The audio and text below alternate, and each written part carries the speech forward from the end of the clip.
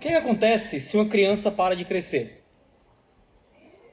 Um dos filmes que eu assisti quando eu era criança, que na época me marcaram muito, talvez se eu assistisse quando adulto, talvez eu não fosse tão impactado, mas quando criança era um filme chamado Sempre Amigos, de 1998. Você já assistiu esse filme? Em inglês se chama The Mighty, tanto que em português de Portugal ele foi traduzido como Os Poderosos. Conta a história de duas crianças, e uma dessas crianças se chama Kevin. Kevin tem 13 anos e Kevin tem síndrome de Morquio, que é uma síndrome degenerativa que causa muitas deficiências na criança, entre elas o crescimento interrompido. Geralmente crianças com síndrome de Morquio param de crescer ali na casa dos 3 anos de idade. Quando avança para além dessa idade, a criança geralmente tem os braços atrofiados, as pernas atrofiadas, a arcada dentária atrofiada e muitas dificuldades motoras. Mas o desenvolvimento cerebral é normal geralmente, mas a criança tende a não sobreviver. Em algum momento da vida a criança morre. O filme é de 1998, se eu contar o final não é spoiler, porque o filme é muito antigo, mas eu não quero estragar para você o final da história. Mas o que acontece, e talvez estragando ou não o final da história, é que crianças com síndrome de Morquio geralmente morrem. Aí você fica pensando o que acontece aí no fim do filme. Mas crianças que param de crescer, crianças que não crescem, geralmente não vivem muito. O destino daquele que tem o crescimento interrompido, geralmente, é não continuar existindo. No sermão passado, no último domingo, nós falamos sobre o perigo da imaturidade espiritual. E falamos sobre o problema de não crescer na fé. Hoje, a gente vai basicamente fazer o sermão do domingo passado, parte 2. E é o que acontece quando a gente continua na imaturidade espiritual. Quando, apesar de ter ouvido o sermão do domingo passado, você não coloca isso em prática na sua vida. E você não cresce naquilo que Cristo manifestou através da sua graça, na perfeita manifestação das bênçãos da nova aliança. O que acontece quando um homem e uma mulher na fé param de crescer espiritualmente? E a resposta que Hebreus 6, 4 a 9 dá é que quando um crente não cresce, o crente morre. O que acontece quando nós permanecemos no caminho da imaturidade é a apostasia. O primeiro passo é permanecer imaturo. O segundo passo é abandonar o caminho da fé. E é isso que nós vamos ler em Hebreus 6, 4 a 9.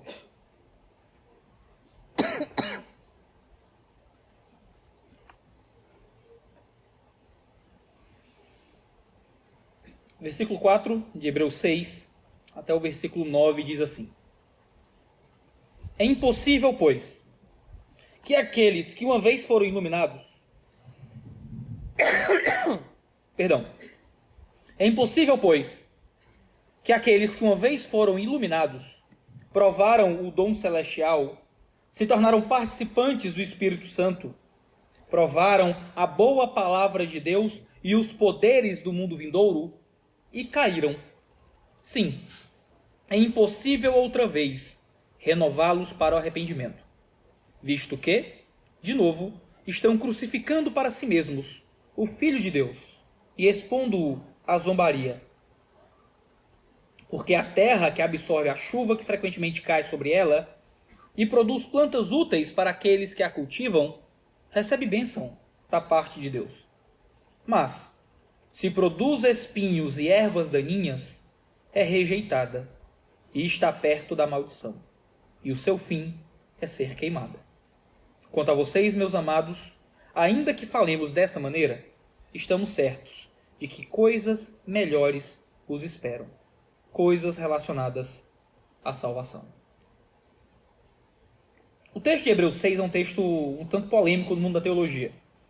E às vezes, quando você vai procurar um comentário ou um sermão em Hebreus 6, as pessoas se perdem demais tentando defender o texto da própria doutrina. Arminianos dizem uma coisa, calvinistas dizem outras, e a gente muitas vezes perde o que é que Deus quer nos ensinar através da passagem. E a passagem é, antes de tudo, um convite a uma reflexão, em que o autor aos Hebreus fala de uma forma muito forte, querendo convidar os irmãos a pensar sobre a sua salvação. O verso 9 diz assim: Quanto a vocês, meus irmãos, ainda que falemos desta maneira, estamos certos de que coisas melhores os esperam, coisas relacionadas à salvação. Quando eu, sou duro com você, e eu digo, ainda que eu fale assim, não significa que eu não goste de você ou que eu não lhe ame. Isso significa que a forma como eu falei com você pode dar a entender o contrário.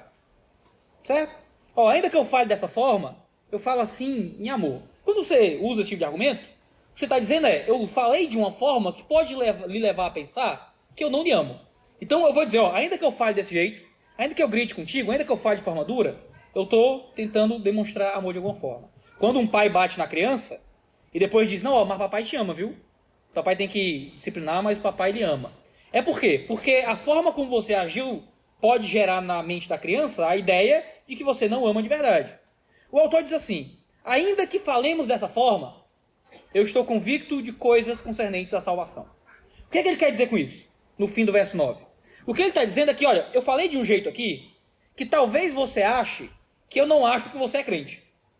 Eu falei de um jeito aqui que talvez você pense que eu não estou convicto de coisas concernentes à salvação. Por isso, eu vou deixar claro aqui no final que mesmo que eu fale dessa forma, estamos convictos de coisas melhores. Estamos convictos de coisas concernentes à salvação. O que é que isso significa?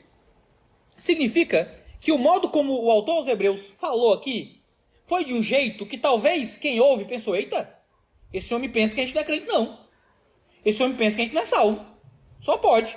Esse homem está falando de um jeito aqui que vai dar a entender que a gente não ama Deus de verdade. Por isso, no final, ele diz o seguinte, ele quer deixar claro. Eu falei de um jeito, falei de uma forma aqui, que vocês podem achar que eu acho que vocês não são crentes. Mas eu acho que são.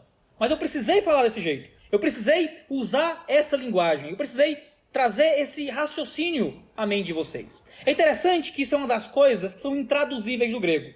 Tem coisas que são ditas ali na linguagem original que meio que é impossível traduzir. O autor aos Hebreus usa um recurso na sua literatura que é o uso de particípios, que é um recurso no grego, que é um convite a nos fazer pensar a respeito de algo. Ele poderia fazer asserções, ele poderia trazer declarações, imperativos a respeito de quem eles eram ou do que eles tinham que fazer, mas ele escolhe não fazer isso. No fraseado grego dele, que é muito bonito, ele nos convida a um uso argumentativo e literário a pensar, a meditar, a considerar uma hipótese. Olha, como que ele dissesse, gente, é o seguinte, pensa aqui comigo. Esquece o que está rolando aí, vem cá. Vamos usar a cachola e raciocinar a respeito de algo. E ele fala de uma forma que dá a entender, que pode dar a entender uma coisa que ele não queria que eles entendessem. Ele fala de um jeito que parece que eles não são crentes. Mas eles são. E eu fiquei perguntando, por que o autor aos Hebreus faz isso? Por que ele está falando sobre maturidade espiritual, e então ele começa a falar sobre apostasia? E ele quer deixar claro que, olha, eu creio que vocês são crentes. Mas eu tive que falar de um jeito aqui que vai ser meio pesado, que é como se vocês não fossem. Por que ele faz isso? E eu percebi aqui aos Hebreus, eu acho que isso tem que guiar a nossa meditação essa noite, que os alertas de Deus muitas vezes nos trata de uma forma que nós não somos para que nós continuemos sendo o que Deus quer. Eu vou repetir. Quando Deus quer nos alertar de alguma coisa, às vezes ele nos trata de uma forma que nós não somos para que ele faça com que a gente continue sendo aquilo que ele deseja que a gente seja. Às vezes, por exemplo, um pai que ama o filho vai precisar machucá-lo fisicamente. Mas é justamente para que ele permaneça sendo filho. Porque ele não quer que o filho saia de casa, ele não quer que o filho se comporte de uma forma que ele, como pai, vai deixar de amar o filho. Então ele precisa agir com correção, com força, com dor no filho, trata o filho de uma forma que o filho às vezes acha que não está sendo tratado nem filho, justamente porque ele ama e quer que o filho continue sendo filho.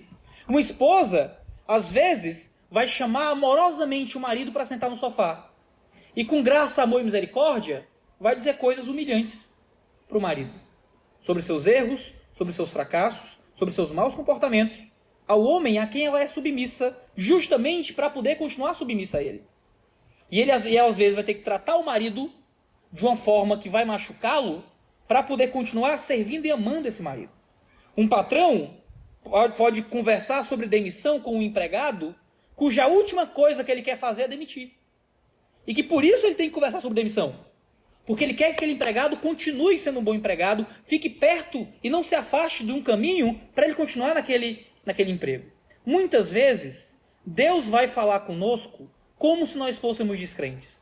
Justamente para que nós nos afastemos do caminho da descrença.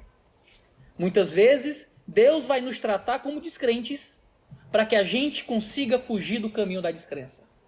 Às vezes Deus vai nos tratar com força, com dureza, com uma linguagem que vai fazer a gente pensar, eita, será que ele está dizendo que eu não sou crente? Quando na verdade o que Deus quer é nos manter crentes. Os irmãos que estavam ouvindo aqui a mensagem da carta aos Hebreus eram irmãos que queriam retroceder, que queriam endurecer o coração, que queriam cair em um caminho de pecado e de erro. E Deus os lembra qual é o destino daqueles que escolhem viver desse jeito. Às vezes, como pastor, às vezes quando eu estou mais convicto da sua crença, é que eu tenho que te tratar como se você não fosse crente. E te mostrar qual é a dureza do destino eterno de quem foge de Deus. Te mostrar a gravidade de um caminho de pecado. Justamente porque eu acredito que esse não é o caminho que você quer seguir. E eu preciso mostrar, descortinar como é que é o erro, como é que se comporta o homem sem Deus. E você diz, eita pastor, tá dizendo essas coisas pra mim aqui, tá tratando a gente desse jeito, você acha que a gente não é crente não? E eu estou convicto de coisas melhores, eu estou convicto de coisas concernentes à salvação. Mas às vezes você tem que falar de um jeito que vai trazer a nossa mente a ficar mais alerta, mais aguçada. Deus usa essas placas, Deus cria esses outdoors, dizendo, não siga reto, não vá por aqui, que aqui se você seguir seu carro cai. Não é porque ele acha que teu carro vai cair, mas porque eu acredito que ao ver a placa você não vai cair. Então eu tenho que te tratar como se você fosse cair no buraco, justamente para que você não caia. E o autor aos Hebreus faz isso nesse trecho de Hebreus 6. Ele começa dizendo, olha, eu vou tratar vocês de um jeito aqui complicado. Eu vou dizer que umas coisas meio duras. Eu vou convidar vocês a refletir sobre descrença. Eu estou convicto de coisas melhores. Mas quem permanece no caminho da maturidade, quem continua imaturo no reino de Deus, quem não se apropria das bênçãos daquilo que Cristo fez, compadre, o caminho é estreito. O caminho é difícil. É tortuoso. E o fim é morte. Ele faz isso não porque ele está convicto da descrença dos seus ouvintes, mas porque ele está convicto de que esses homens queriam continuar no caminho da fé. Em seu convite à reflexão, então, o autor aos Hebreus lembra esses cristãos daquilo que eles são e daquilo que eles receberam em Cristo Jesus. Um dos caminhos para permanecer na fé, então, é nos apegarmos a toda mudança que Cristo realizou em nós. E ele vai mostrar aqui o caminho para fugirmos da imaturidade permanente, para fugirmos do caminho da apostasia, é relembrarmos aquilo que nós somos e aquilo que nós recebemos em Cristo Jesus. O filme do Rei Leão tá para voltar aí, né? Esse remake do Rei Leão é um filme muito bonito, eu assisti quando eu era mais jovem. Perdão, eu tô tossindo um pouco. E uma das coisas mais bonitas de Rei Leão, não sei se você lembra dessa cena, é quando Simba fugiu da casa do seu pai havia morrido, não é spoiler, Rei Leão é muito antigo, você conhece a história, você não conhece, me perdoe, eu vou estragar Rei Leão pra você, certo? Você pode tapar o ouvido também, não ouvir a ilustração, talvez funcione, né? E o Simba, que era para ser o rei da floresta, ele tá no meio do mato, comendo inseto, com um suricate e um senhor porco, né? Qual é o nome mesmo? É um javali. Muito obrigado. Um javali. E ele não deveria estar no mato comendo inseto com um suricate e um javali. Ele tinha que ser o rei da floresta. E em algum momento, o espírito de Mufasa, vendo Simba amedrontado, aparece e conversa com o filho dos céus. E o que é que ele diz para o filho dele? Ele tinha que ter coragem para enfrentar o seu tio Scar, ele tinha que enfrentar um exército de hienas que gargalhavam por aí, e ele era só um leão comendo inseto no mato. Ele tinha que voltar para crescer e dominar de novo e ser rei, porque era o seu direito de nascimento. E o que o pai dele responde é: lembre-se de quem você é. Lembre-se de quem você é. Nós não temos um direito real dado por nascimento em alguma espécie específica de animais na floresta, mas temos uma transformação muito séria gerada pelo Rei dos Reis em nós, em um novo nascimento espiritual que procede do alto. E se nós queremos enfrentar o exército do diabo, se nós queremos destronar os reinos das trevas, se nós queremos amadurecer do caminho da maturidade, se nós queremos permanecer fugindo da apostasia, o primeiro caminho é lembrarmos de quem nós somos. Lembrarmos daquilo que Deus fez em nós em Cristo Jesus. Quando você olha para um garçom que você quer destratar por algum motivo, quando você olha para um policial e quer dar uma carteirada nele, quando você tenta destratar alguém de alguma forma dizendo: você sabe com quem você está falando? Você sabe com quem você está falando, pai? Você é só meio babaca, certo? Você é coisa de gente babaca. Mas a forma como a gente vence o pecado, quando Satanás nos tenta, quando a carne range pedindo erro, quando o mundo nos seduz, uma das formas de vencermos a apostasia é olharmos nos olhos do diabo, é olharmos nos olhos do pecado e perguntarmos: você sabe com quem você está falando? Você não sabe com quem você está mexendo.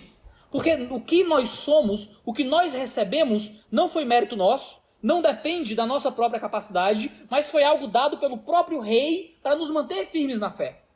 Então o autor começa dizendo uma coisa seguinte, no nosso verso 4. Aqueles que uma vez foram iluminados. Aquele que é crente é alguém que recebeu uma iluminação. Uma vez aqui não é temporal, certo? Uma vez foi iluminado. A ideia aqui é de qualidade. Nós fomos, de uma vez por todas, iluminados. A iluminação é uma coisa que acontece uma vez só e não pode ser repetida. É um processo de salvação. Aqui a gente tem um passivo divino. É uma coisa que a gente recebe do próprio Deus. Nós fomos iluminados de uma vez por todas por Deus. Receber luz, ou perceber essa luz, era uma coisa que não era possível antes. Não significa necessariamente o mero receber de uma instrução, mas ver uma coisa que a gente não estava vendo, entender uma coisa que a gente não estava entendendo. A ideia que é de iluminação do próprio Deus nos dá uma compreensão nova das coisas. Aquele que encontrou Jesus, aquele que está participante da obra perfeita do Messias, é alguém que foi iluminado de uma vez por todas. É alguém que uma vez para sempre recebeu uma nova compreensão das coisas a partir do Deus vivo. É uma iluminação. Você vê de uma forma que antes você não via. Você entende de uma forma que antes você não entendia. Nós somos iluminados pelo próprio Deus. Em segundo lugar, fala que eles provaram o dom celestial. Nós provamos. Provar aqui tem o sentido de experimentar. Certo? De experimentar. Hebreus 2,9, por exemplo, usa a mesma palavra para dizer que Jesus provou a morte. Jesus morreu. E morreu de fato.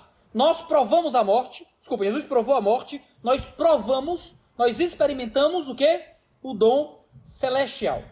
O termo dom aqui é genérico. Fala de bênçãos divinas de forma geral. De coisas boas que recebemos do Senhor.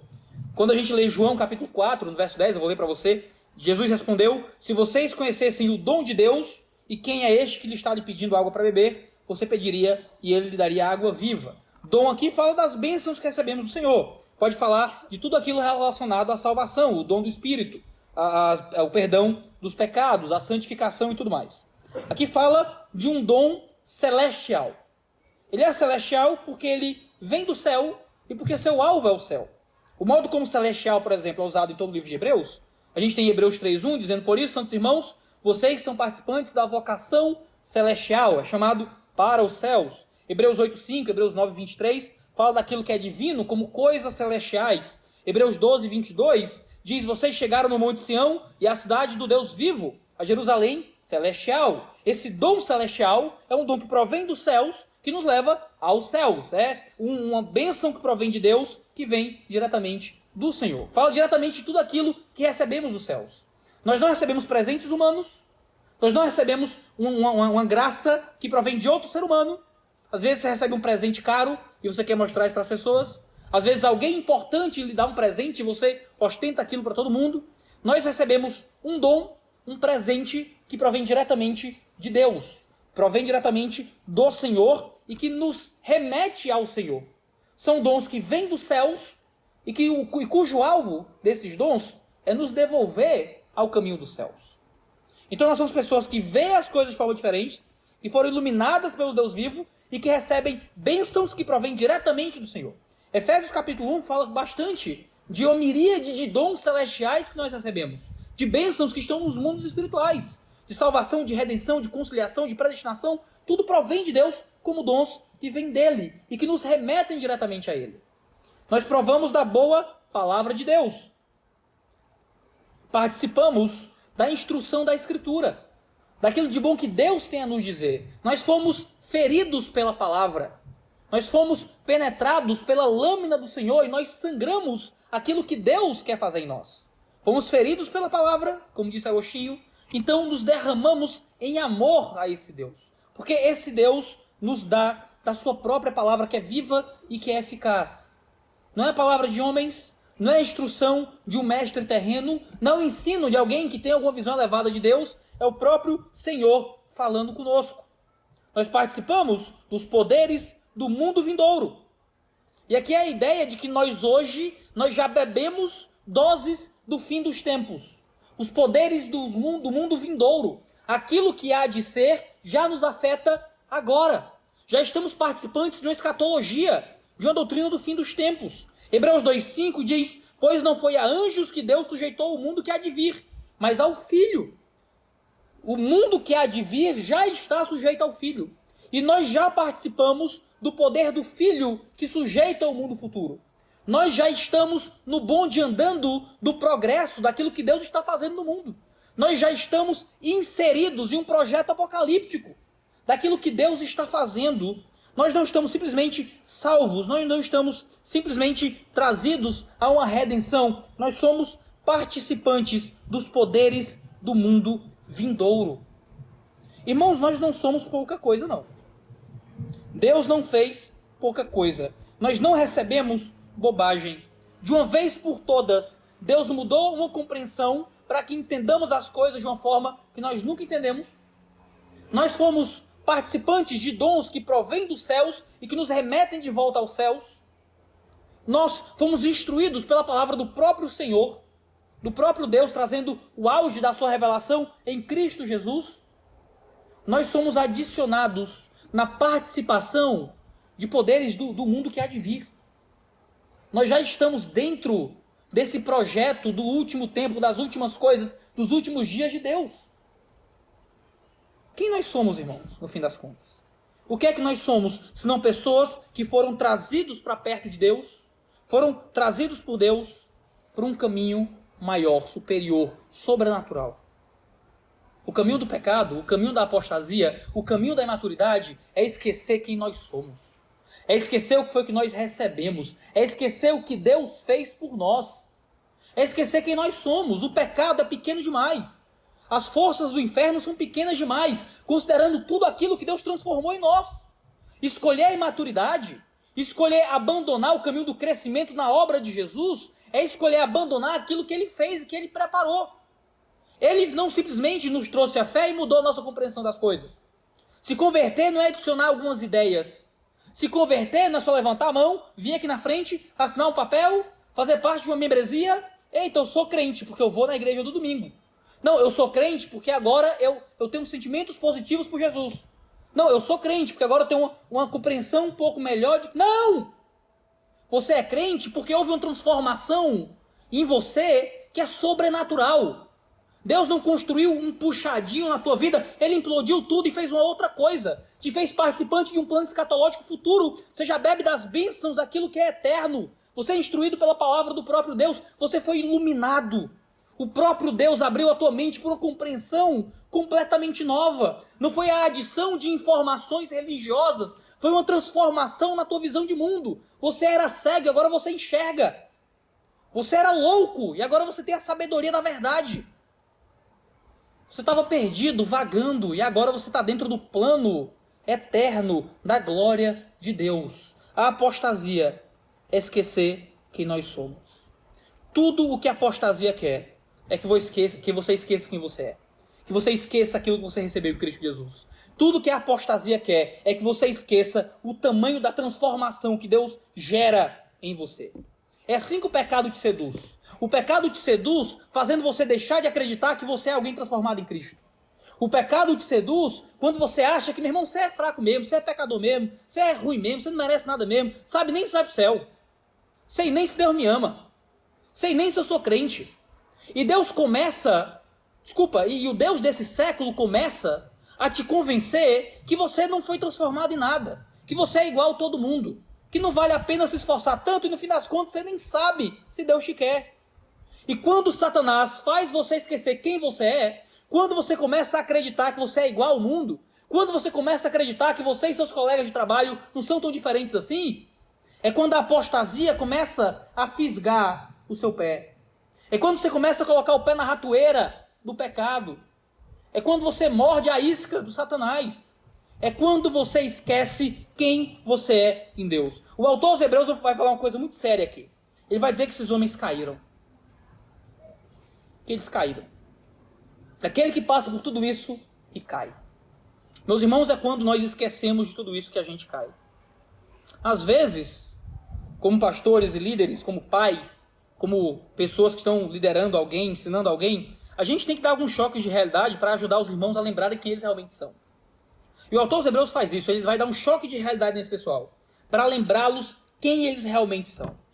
Deixa eu contar 2 histórias aqui. Eu não indico ninguém a fazer o que eu vou dizer aqui não, certo? Mas quando alguém está fraquejando na fé, a nossa primeira postura sempre deve ser de apoio e de misericórdia. Mas às vezes a gente percebe que algumas pessoas têm que receber um tratamento de choque de Deus, sabe? Não é sempre, mas certos melindres precisam de um empurrão mais forte. E a gente tem que ter sabedoria, como líderes da igreja, para saber quando agir meio fora do manual. Deixa eu contar 2 histórias aqui que eu não digo que ninguém faz parecido nunca, certo? Um homem voltou no gabinete pastoral incontáveis vezes reclamando da mesma dificuldade no casamento, fazendo as mesmas demandas. Ele não conseguia acreditar que Deus estava fazendo algo na sua vida e ele era muito desgostoso com o matrimônio.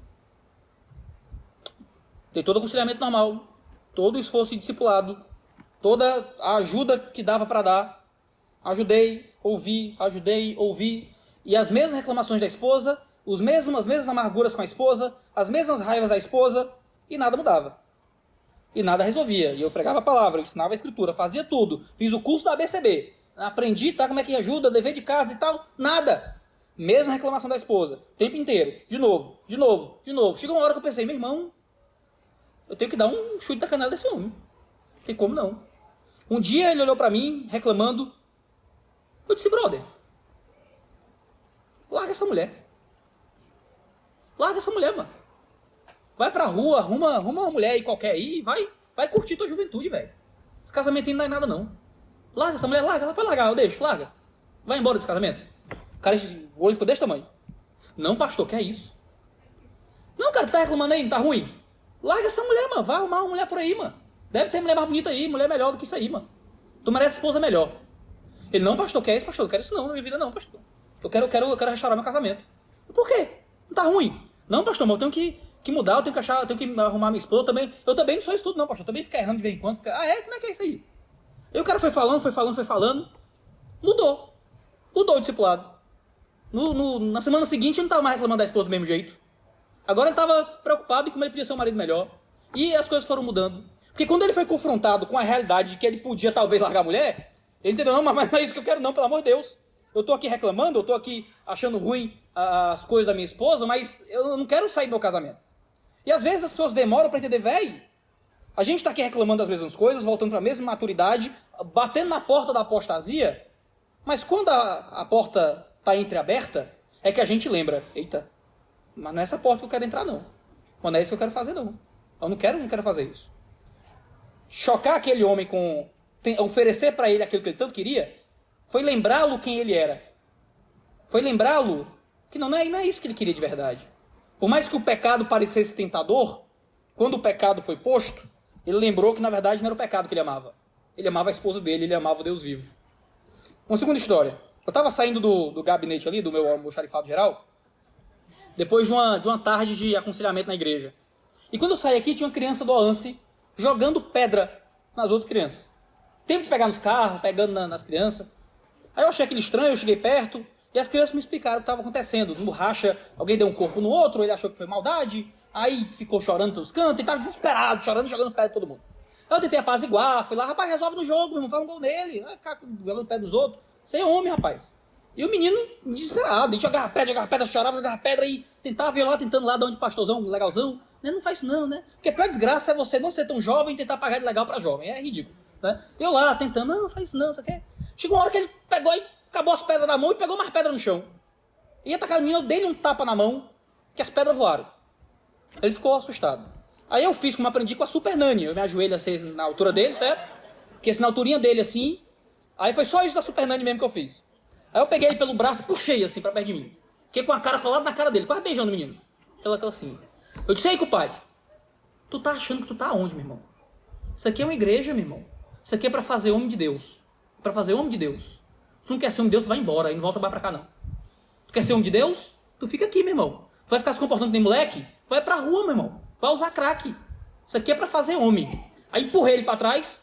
Ele não caiu, graças a Deus. Aí saiu indignado, né? Contei para minha esposa em casa. Ela, Iago, pelo amor de Deus, vamos fazer um negócio dessa criança, né? Fui dormir achando, sabe que eu exagerei com o menino, meu Deus do céu. Isso sábado. Domingo, momento de comunhão. Quem eu vejo? O menino. Social dentro das calças. Butuado até o pescoço. Pastor! Aí abraçou. Ah, minha mano, coisa maravilhosa. Graças a Deus não usou crack, né? Fiquei dormindo preocupado com isso, né? Eu não indico que ninguém faça isso não, certo? Mas eu quero chamar a atenção com essas duas histórias. Às vezes, a gente só lembra quem a gente é quando a gente é chocado com a realidade de ser outra coisa. A gente só lembra quem a gente é de verdade é quando a gente começa a pensar que dá pra ser uma outra coisa. Às vezes a gente quer reclamar, às vezes a gente quer achar ruim, mas quando alguém olha pra gente e diz, meu irmão, então vai pro mundo logo, mano. Tá achando ruim, pois sai da igreja, meu irmão. Aí você percebe que, eita, mas não quero sair da igreja. Eu tô reclamando do meu casamento, mas eu não quero outra mulher. Eu tô reclamando aqui das coisas da igreja, o louvor tá ruim, a pregação tá ruim e tal. Mas, meu irmão, eu não quero ir pra outra igreja. Eu tô reclamando aqui da fé, tá difícil, eu tô gemendo, eu tô chorando. Meu irmão, eu não quero sair de Jesus. Eu tô reclamando porque eu sou ruim mesmo para reclamar. Quando a gente é confrontado com outra realidade diferente da nossa, quando a gente é confrontado com a possibilidade de ser uma coisa que a gente não é, aí a perna treme, meu irmão. Aí a perna treme. Você reclama do seu marido de novo. No dia que você pensa em sair de casa, você chora no banheiro. Porque não é o que você quer. Porque quando a gente é confrontado com a possibilidade de ser uma coisa diferente daquilo que a gente é, em Cristo Jesus, é aí que a gente lembra de quem a gente é de fato. Um jovem chegou no Paul Washer, famoso pregador americano, batista, e ele não tinha consciência de que ele era salvo de verdade.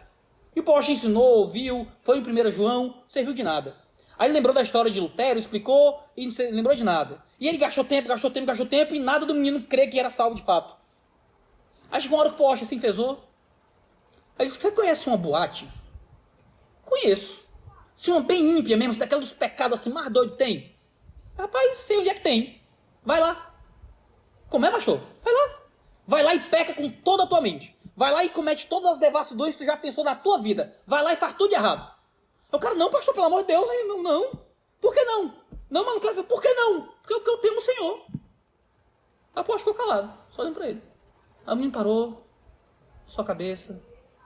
Eu temo o Senhor. Eu temo o Senhor. Às vezes a gente demora para lembrar que teme o Senhor. E a gente às vezes só percebe quem nós somos quando somos confrontados com a possibilidade de ser outra coisa.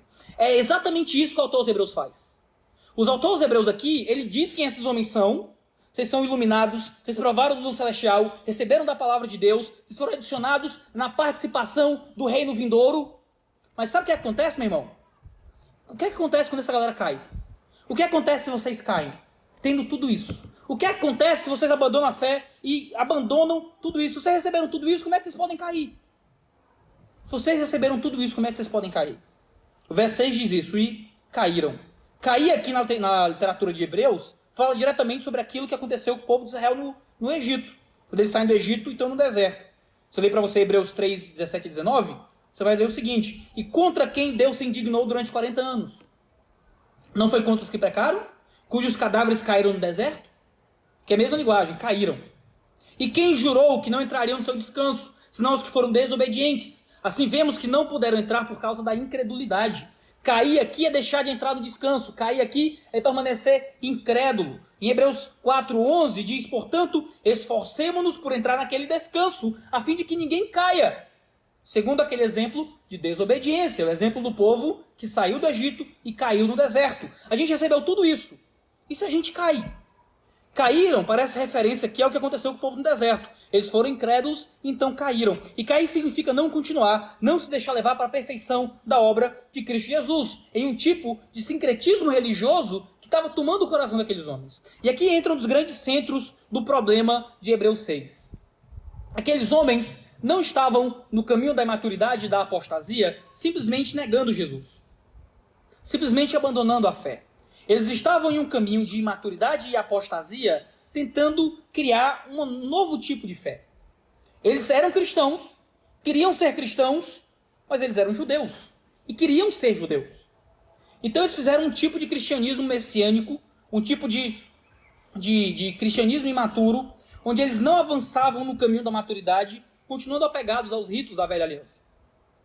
E é um tipo de sincretismo religioso muito sério. Eles queriam Jesus, mas não Jesus como Salvador de fato.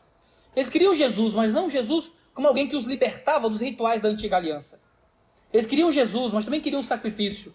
Também queriam os sábados, também queriam os rituais, também queriam as dietas alimentares. Eles queriam Jesus, mas queriam o judaísmo. É um tipo de sincretismo religioso muito comum ainda hoje. Pensa nos judeus messiânicos, que se dizem judeus, que receberam Jesus como Messias, mas continuam vivendo o judaísmo de alguma forma.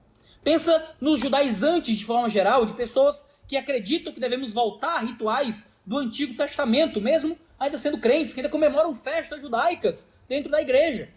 Pensa nas escolas antigas de dispensacionalismo, que criam que Deus tem dois povos ainda, e tem o povo de Deus e o povo de Israel, e o povo de Israel é um povo elevado, superior, melhor, e a gente tem que ficar peregrinando a Israel, indo a Israel, pegando pedra de Israel, óleo de Israel, porque é Israel que tudo é bom, porque Deus ainda age do mesmo jeito com Israel. Pensa em reformados radicais, que criam quase que uma continuidade extrema entre o que é o Antigo Testamento e o Novo Testamento, e que nós hoje ainda praticamos coisas do Antigo Testamento de alguma forma modificada. Pensa em pequenas seitas que surgem aqui e ali, que ainda tentam nos prender a rituais do Antigo Testamento. Ainda é muito comum esse tipo de heresia que estava pegando o povo aos hebreus, esses hebreus que receberam a carta. Eles queriam Jesus, mas não queriam só Jesus. Eles queriam Jesus e mais todo aquele arcabouço ritualístico do Antigo Testamento. Essa era a queda desses homens. Era assim que eles estavam caindo. Eles estavam abandonando a fé, adicionando coisas à fé. Mas existem outros sincretismos muito comuns no mundo brasileiro, à nossa volta. Vários outros ambientes religiosos que creem em Jesus mais alguma coisa. A gente tem muito de Jesus mais superstição, né? Eu creio em Jesus, mas tenho medo de gato preto, né? Eu creio em Jesus, mas a gente usa pulseirinha para afastar mal olhado, né? Eu creio em Jesus, mas a gente vai na benzedeira. Eu creio em Jesus, mas eu tenho superstições, bate na madeira, não falo o diabo que ele aparece. É esse negócio todo. A gente tem Jesus e signo. O cara é crente, mas é de Gêmeos. A gente tem Jesus e as religiões afro. E o candomblé, a umbanda, a quimbanda, tudo isso gosta de Jesus. Mas é Jesus e o Exu, é Jesus e os outros espíritos, é Jesus e os passes, é Jesus e outros rituais que existem. Você tem o autoespiritismo, no kardecismo, que amam muito Jesus. Mas é Jesus mais reencarnação. Você tem no catolicismo romano um Jesus mais obras, um Jesus mais outros meios para alcançar a salvação. É um Jesus e intercessores dos mais variados. E qual é o problema desse caminho? Qual é o problema de seguir esse caminho de imaturidade? O fundamento de todas as heresias é o mesmo. É o problema de que a obra de Jesus não é suficiente. Esses homens caem, a gente cai quando a gente deixa de achar que aquilo que a gente recebeu em Cristo Jesus é suficiente. E que a gente precisa de mais alguma coisa. Que a gente tem que adicionar mais algum elemento, mais alguma obra, mais alguma ritualística, mais alguma unção sobrenatural para então encontrar o favor de Deus. De que aquilo que recebemos não é o bastante. Que o que Jesus fez não é o bastante, por isso precisamos dos rituais do Antigo Testamento. Que o que Jesus fez não é o bastante, por isso precisamos da intercessão dos santos, dos sacramentos e da mediação de Maria. Que o que Jesus fez não é o bastante e que por isso precisamos de passes, de unções, de elevações espirituais, de ativamentos proféticos.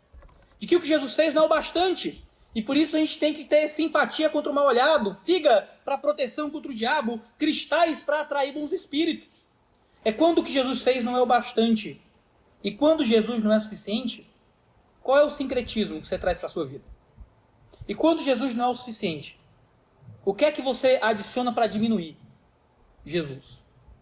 O que é que você adiciona para diminuir o tanto de Jesus que tem na sua vida? Esse sincretismo dos hebreus cobrava que Jesus tivesse que morrer de novo.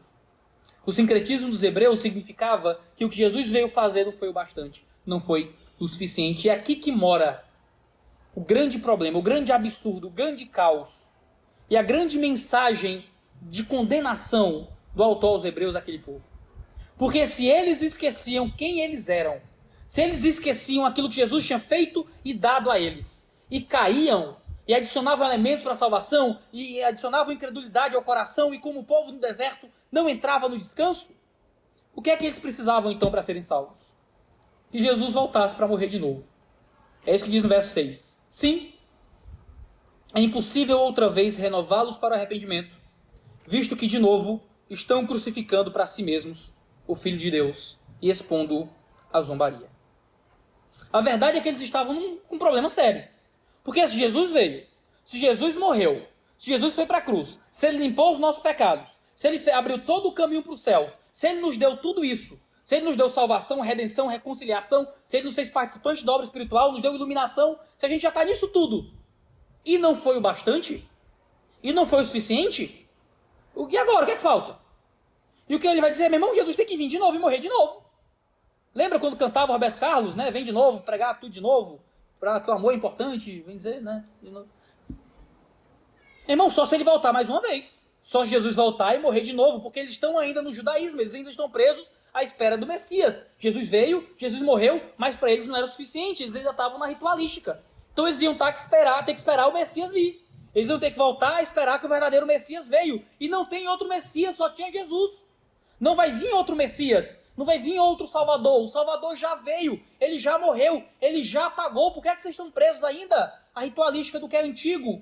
Por que é que vocês estão presos ainda à imaturidade? Por que é que vocês estão ainda na antiga aliança? O sangue da nova aliança já foi derramado. Se você volta à ritualística do Antigo Testamento, então você está esperando que o sangue ainda seja derramado.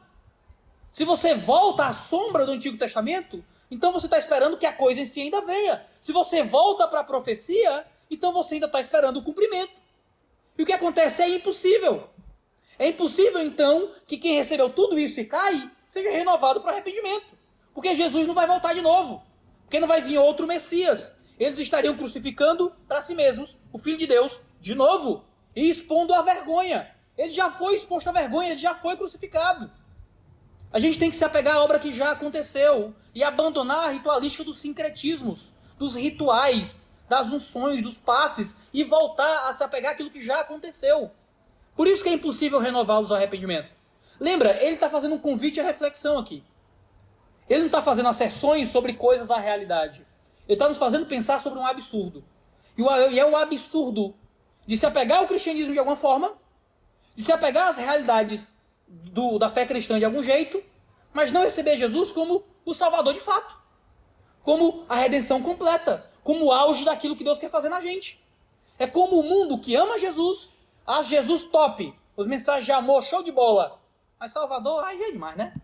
Mas aí Deus. Ele é legal, falou de amor, falou de perdoar os outros, Jesus aí é um cara mó legal. Aí todo mundo quer Jesus do seu lado. Todo mundo quer Jesus do seu lado. Ninguém quer Hitler, né? A esquerda diz que nazismo era de direita. A direita diz que nazismo era de esquerda. Que ninguém quer Hitler. Todo mundo quer estar o Hitler do outro lado. Jesus não. Jesus é de todo mundo. Jesus era socialista, diz o pessoal socialista. Jesus era liberal, diz o pessoal liberal.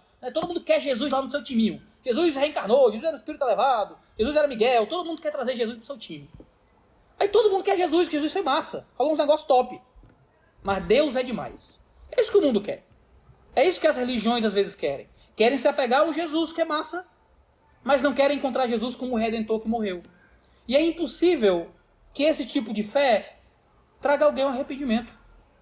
É impossível que esse tipo de fé traga alguém ao relacionamento real com o Senhor. Porque não vai vir um outro meio de salvação. Porque não vai vir uma outra forma de ser salvo. Não vai vir um outro meio de se reconciliar com o Pai. Porque o meio já veio. Porque a cruz já teve Deus pregado nela. Porque Deus já foi amaldiçoado em nosso lugar. Porque o sangue já foi derramado. É impossível que esses homens, se apegando à antiga aliança, encontrem um outro meio de redenção, senão Cristo Jesus. Esses homens estavam numa encruzilhada religiosa, então. Eles estavam no carro, eles estavam indo a 180 por hora e surge uma bifurcação. Eles podem ir para a esquerda, eles podem ir para o judaísmo, eles têm o lado direito, eles podem ir para o cristianismo, mas eles querem seguir reto. E eles vão bater no muro. Não dá para seguir o caminho duplo de judaísmo e cristianismo. É impossível renovar para arrependimento aqueles que rejeitam Cristo como objeto de arrependimento. Rejeitar Jesus como Salvador, mas se apegar aos elementos do cristianismo é esperar que Deus entregue o Messias novamente ao vitupério. É esperar que Jesus morra de novo, e isso é impossível. A impossibilidade, então, dessa renovação está no fato de que Jesus não vai morrer na cruz de novo por nós. Ele já morreu. Hebreus 9, 25 a 28, evoca de novo essa ideia. Eu vou ler para você. E diz assim, Hebreus 9, 25 a 28. Ele não entrou aqui no Santo dos Santos para oferecer a si mesmo muitas vezes, como o sumo sacerdote entra todos os anos no Santo dos Santos com sangue alheio. Se fosse assim, ele precisaria ter morrido, ter sofrido muitas vezes desde a fundação do mundo. Agora, porém, ao chegar ao fim dos tempos, ele se manifestou uma vez por todas para aniquilar o pecado por meio do sacrifício de si mesmo. E assim como aos homens está ordenado morrer uma só vez, vindo depois disso o juízo, assim também Cristo, tendo se oferecido uma vez por todas para tirar os pecados de muitos, aparecerá segunda vez, não para tirar pecados, mas para salvar aqueles que esperam por ele.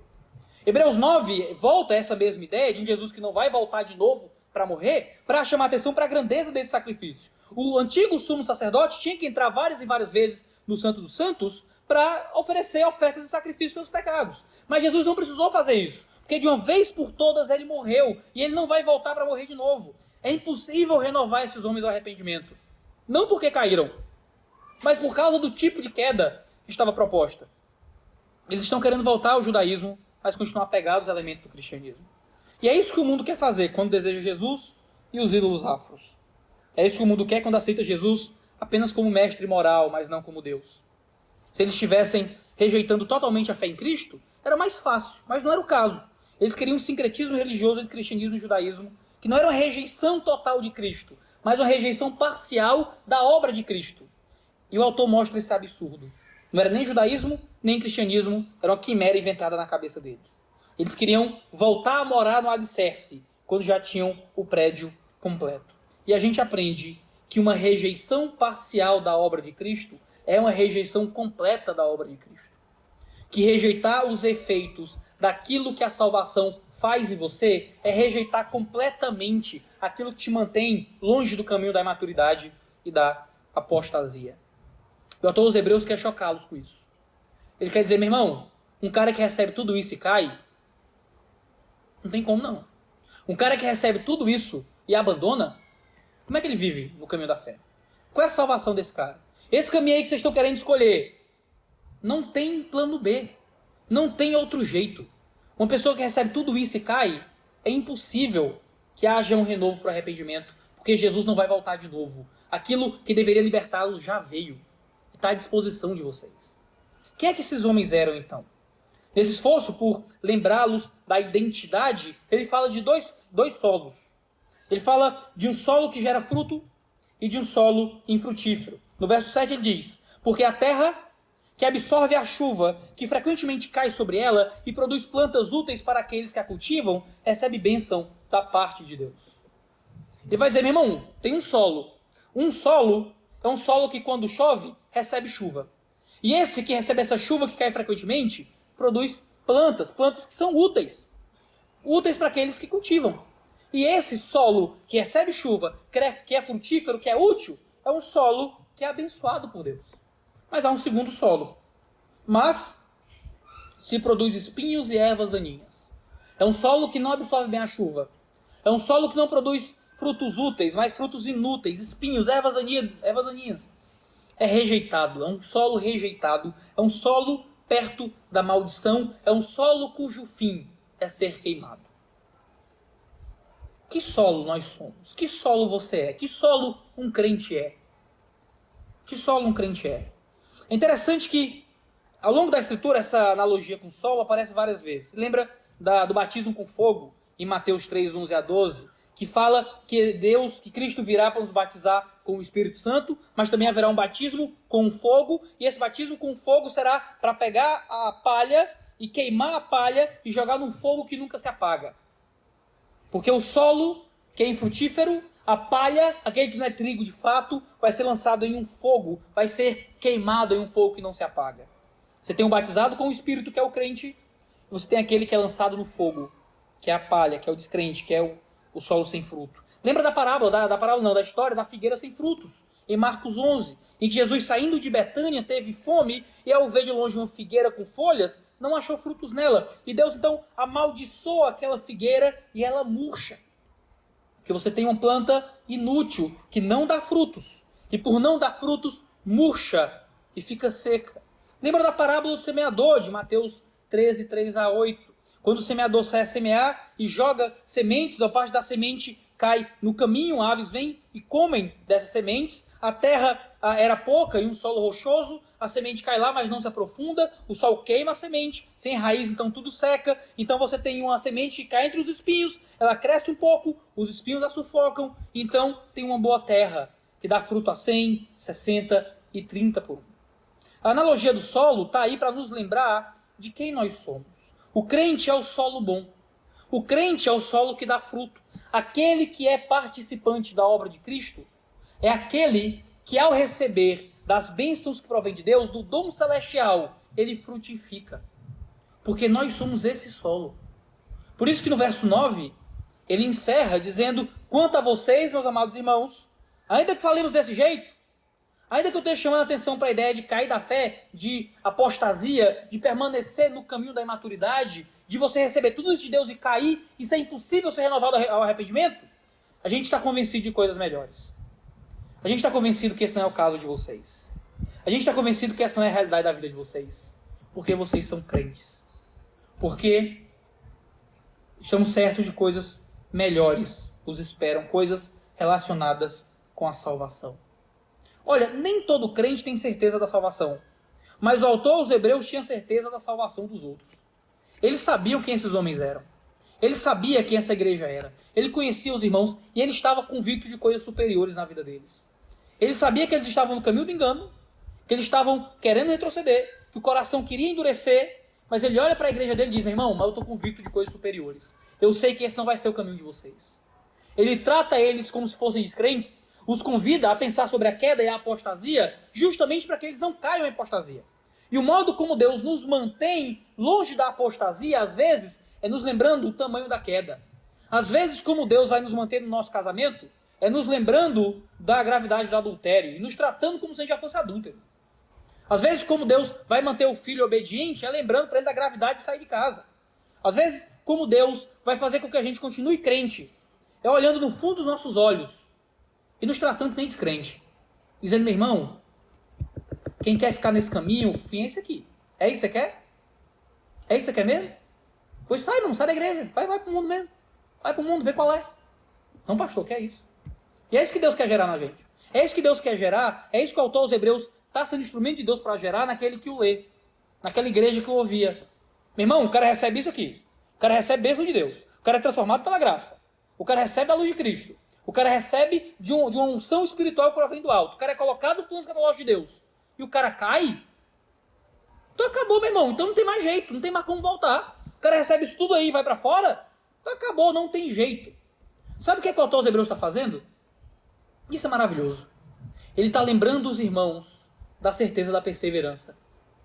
Ele está constrangendo esses irmãos a continuarem na fé diante da certeza de que não dá para cair dessa fé. Diante da grandeza dessa hipótese que, meu irmão, se você recebeu isso tudo e você cai, então não tem mais jeito. Então não tem outro jeito. E não tem outro jeito porque o jeito já veio. Porque o jeito já foi dado. Porque você recebeu tudo isso, então você não cai. Então você permanece, então você continua. Porque aquele que é crente, e a gente falou isso no domingo passado, aquele que recebeu das bênçãos de Cristo é o maduro. O imaturo na fé, é aquele que não é crente, no fim das contas.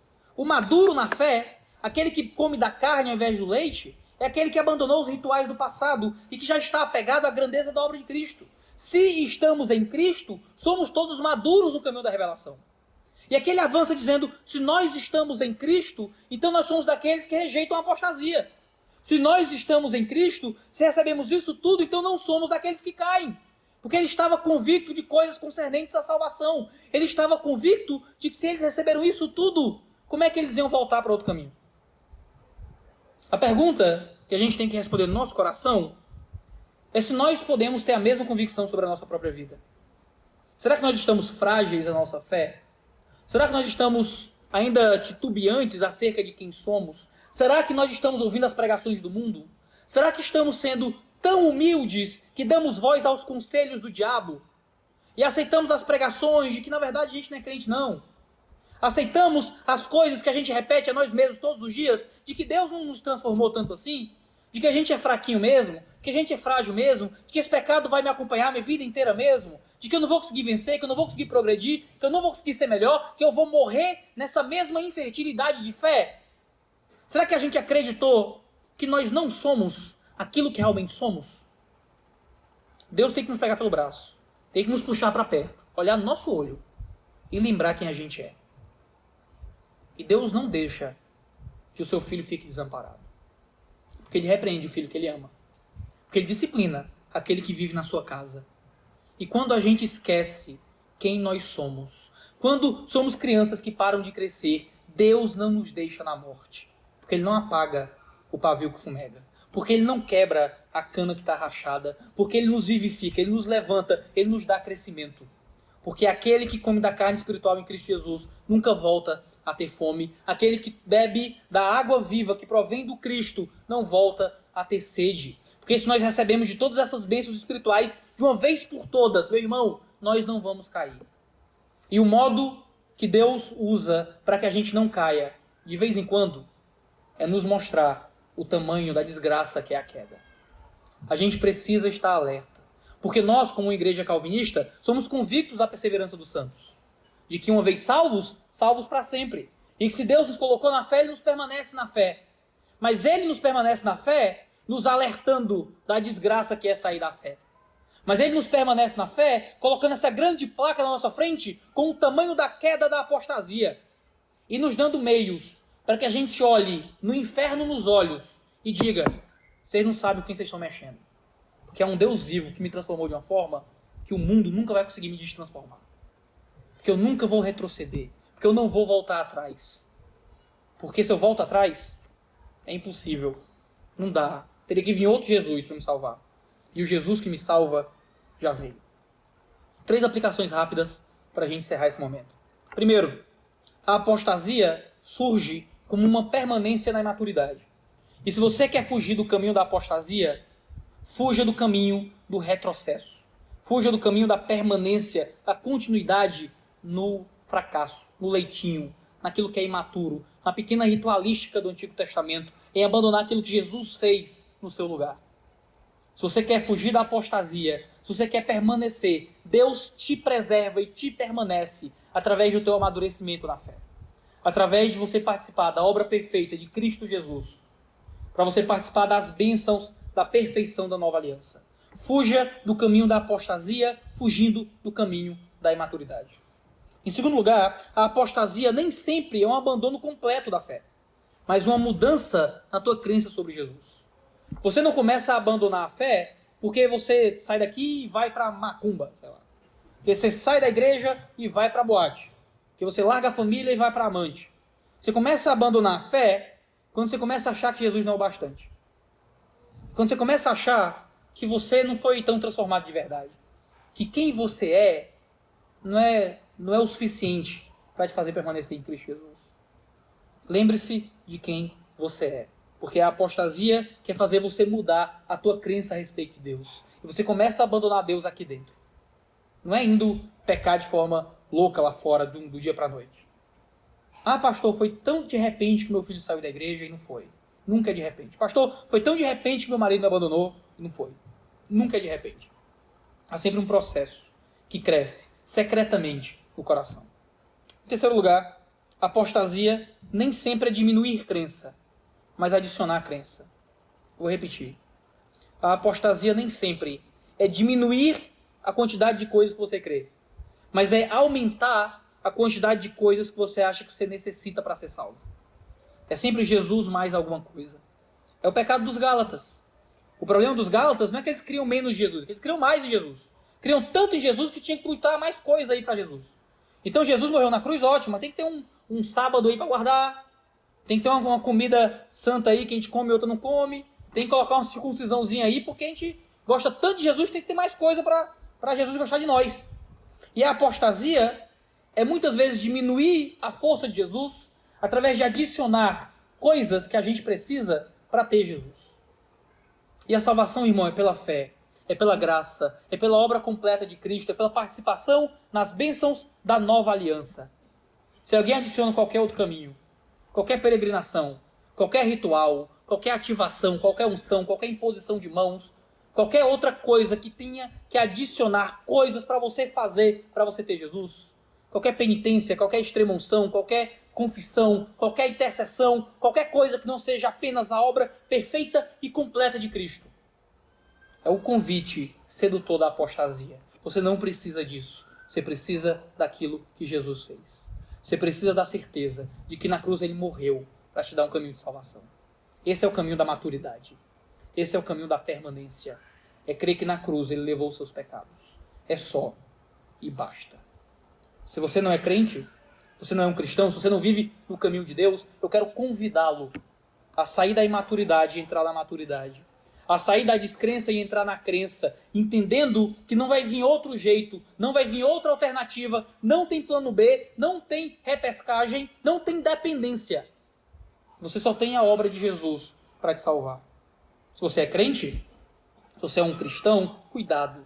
Cuidado com as seduções do mundo que tentam fazer você esquecer daquilo que você já recebeu em Cristo. Que tentam fazer você esquecer do tamanho da obra de Jesus em te tirar do mundo e te trazer para a fé e te fazer outra coisa. Persevere lembrando do tamanho dessa obra, persevere rejeitando qualquer convite de sincretismo, de adicionar qualquer outra coisa na obra de Jesus. No filme, no Sempre Amigos, a criança morre. No filme, aquele que não cresce, o Kevin, a criança de 13 anos com síndrome de Morkill, ela simplesmente não consegue desenvolver, como uma criança doente não morre. Mas nós, que temos Jesus, podemos ter momentos de imaturidade. Pode existir momentos em que o canto doce da apostasia parece bonito aos ouvidos. Mas no fim das contas, há um Deus vivo que nos tirou da morte para a vida. No fim das contas, aquele que provou de Cristo já vive para sempre, já permanece. Se nós encontramos Jesus, se nós estamos bebendo das águas que provém de Cristo, a imaturidade não é mais nossa definição. Nós não somos mais imaturos. Se nós bebemos desse Jesus, nós não somos mais daqueles que retrocedem. Mas os nossos joelhos trôpegos, mas os nossos pés vacilantes são erguidos e fortificados pelo poder daquele que morreu na cruz e agiu em nosso lugar. Confiantes nisso, vamos orar ao Senhor, pedindo para que Ele nos abençoe. Senhor, nós te louvamos e somos gratos por toda a obra que nós recebemos de Cristo. Pedimos que o Senhor continue nos dando graça, nos erguendo e nos fazendo firmes no teu caminho. Obrigado, Deus, por nos lembrar quem nós somos. Obrigado por nos lembrar do tamanho da tua obra. Obrigado por, às vezes, nos tratar como descrentes, nos fazer pensar acerca do tamanho da queda, mesmo que ela não seja possível, mas para nos manter cientes e firmes e crentes na tua casa. É o Senhor quem nos preserva, é o Senhor quem nos mantém, e o Senhor nos mantém com seus alertas. E o Senhor nos mantém nos lembrando de novo e de novo da desgraça da apostasia. Então nos livra dessa desgraça, Senhor, para que nós possamos para sempre habitar na tua casa. Se nós oramos e agradecemos. No santíssimo nome de Jesus. Amém.